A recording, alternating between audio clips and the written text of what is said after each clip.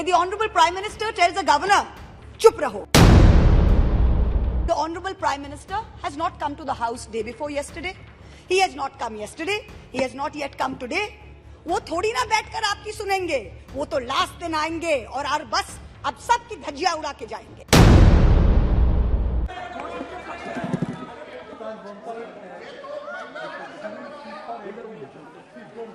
How much? 8 minutes maximum. Thank you. Thank you, sir. Honourable Chairperson, sir, my esteemed colleagues, India and her people, I stand here today on behalf of my party, the All India Trinamool Congress, to speak in favour of a motion of no confidence brought against an elected government that enjoys a brute majority in what used to be the world's largest democracy. The American novelist Gertrude Stein famously said that if there is no question, there is then no answer.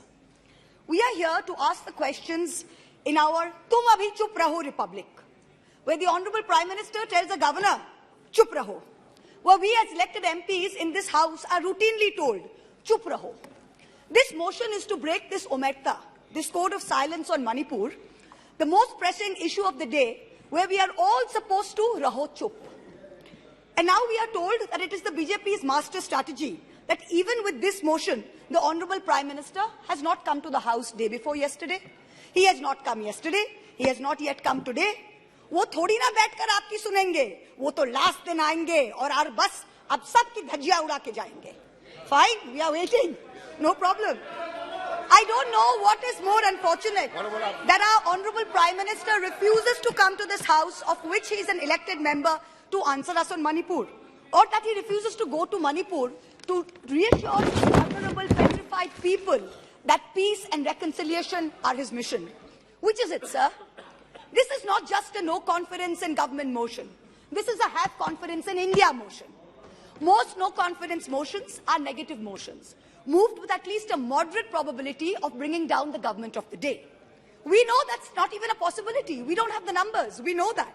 Many of my friends on the Treasury benches, allies, the BJP, the YSR, have mocked us, saying, you can't bring down the government. It is doomed to fail. But we as India are perhaps the first bloc that has been forced to move a motion not to bring down anything, but to resurrect something, to resurrect India's founding principles of equality and secularism, which this government has buried 6 feet under, to resurrect the right to express ourselves in a democratic framework, which you label as high treason, to resurrect the right of a non-homogeneous, diverse people to exist within a union of state, which your government insists on dividing into us and them. Make no mistake, ladies and gentlemen, this motion is not meant to succeed in this House, but the larger motion, the have confidence in India motion must succeed.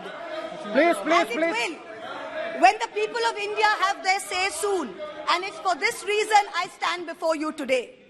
The Manipur issue is mired in silence and in the government's whataboutery and false equivalences. I will point these out as best as I can. The Treasury bunches have made vitriolic comments on why only Manipur. What about the instances of rape and murder in Rajasthan, in Chhattisgarh, in West Bengal? We in turn have felt compelled to ask, what about the violence in Haryana? I want to tell this House that Manipur is different, and I will tell you why. The issue in Manipur is of a hate crime against a particular community, where it is understood that police personnel of one community, possibly the same community as the Chief Minister, handed over women of another community to be raped and pillaged by a mob and made every attempt to prevent those women from seeking justice. The issue is that 2 communities today in Manipur have been pitted against each other in an atmosphere of civil war, of ethnic violence that has rarely been seen in India in the past few decades. 6,500 FIRs in 3 months. Which state has seen this? 4,000 houses destroyed in 3 months. Which state has seen this? 60,000 people displaced, 2% of the state's population. Which state outside of wartime or natural calamity has seen this? 150 people dead in 3 months. Which state has seen this? 300 places of worship destroyed. Which state has seen this? An armed standoff between the Manipur State Police and the Assam Rifles captured on video. One controlled by the Ministry of Home Affairs, other controlled by the State Police. Which state has seen this? 5,000 firearms and 6 lakh bullets looted from police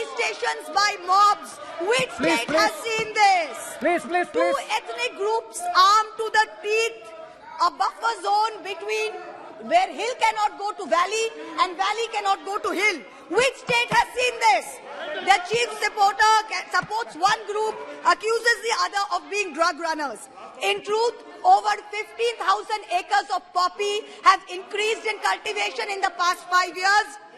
250 square kilometers of forest land has reduced under this chief minister's watch. Which state has seen this? Only Manipur. No other state. Only Manipur. So stop your whataboutery. Stop your false equivalences. Address the problem, Honorable Prime Minister. We haven't heard of one change in the police force. We have not heard of one change in the government. We have not heard of one person taking responsibility. As a government in the center, which is also ruling the state of Manipur, this is your biggest failure of the double-engine Sarkar. So let us not insult other states by saying, what about Rajasthan? What about Haryana? What about Chhattisgarh? Manipur is a tacitly approved hate crime. Make no mistake, this is civil war. These are crimes against humanity. The harsh reality is while this government may have built infrastructure, it has destroyed institutions. And I will be doing an injustice to my role in parliament if I don't call this out. In Manipur, the BJP's majoritarian bravado is destroying a state and tearing apart its people. I don't want to make this about politics. But Honorable Prime Minister, if you're listening, I beg you on behalf of the people of Manipur, change the administration. Allow all parties to work together to mediate a truce. Otherwise, even after your term ends, India will echo in one voice as to what went so terribly wrong in Manipur with such terrible consequences for our country. जिस पापी को गुण नहीं गोत्र प्यारा है, समझो उसने ही हमें यहाँ मारा है. India has lost confidence in you. The spectacle of the Prime Minister of the greatest democracy bowing to a religious seers of a majority in the chamber of a new parliament fills us with shame. Police manhandling and filing FIRs against champion wrestlers against a BJP MP accused fills us with shame. 50 panchayats in 3 districts of BJP-ruled Haryana issuing letters forbidding Muslim traders entering the state fills us with shame. नफरतों की जंग ने अब देखो क्या-क्या हो गया. सब्जियां हिंदू हुई, बकरा मुसलमान हो गया. No, madam. You are creating it in every state. No, We are not, 1 minute, we are not going to be bullied. One crony capitalist is not going to make a monkey out of India's regulators and equity markets while we watch. Mamta Di is not scared. Mr. Stalin is not scared. Akhilesh Ji is not scared. Rahul Gandhi is not scared. A 37% vote share party can only prevail if the rest of us 63% are shared, and we are not. This time we will take you on and we will win. Thank you. I hear the illustrious BJP members of the House. Thank you, ma'am. Well, last para, ma'am. Sir, last para, sir. I hear the BJP members praising their own, and I quote from the Gita, you have the right to labor only and not to the fruits of labor. Everyone asks, if not Modi ji, then who? This inaction on Manipur, Honorable Prime Minister, where you had absolute power to intervene but did not, is a cornerstone after which India will say anyone but Modi. Thank you very much. Thank you, ma'am. Next, Sri